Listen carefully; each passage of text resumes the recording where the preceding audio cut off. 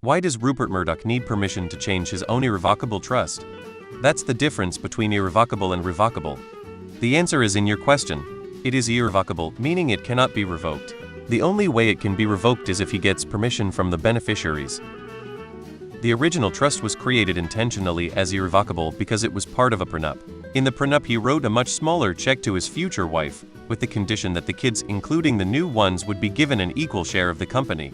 He created the irrevocable trust as assurance to his new expanded family that he couldn't change his mind at a later date. And now he wants to change his mind. It seems he didn't really think that through very well.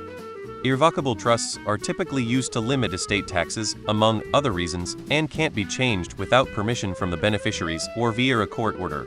Irrevocable, it's a thing. Revocable trusts can be changed while you are still alive, but become irrevocable when you die. It's irrevocable. You create irrevocable trusts mostly to avoid taxes, because if you can easily change a trust, then you still control the funds therein, and so you should be taxed on them. If it's irrevocable, then you don't have true control, and so it's not generally considered part of your taxable income. He made a deal in the form of an irrevocable trust with his ex-wife in exchange for 110M, that all 4 kids would get control when he dies. Now he's trying to give Lachlan full control. Because words mean things, irrevocable is the key word. People don't think it be like it is, but it do. Irrevocable means just that. You can't revoke it. These types of trusts are specifically designed to not be changed. Because irrevocable means irrevocable for some amount of money you have.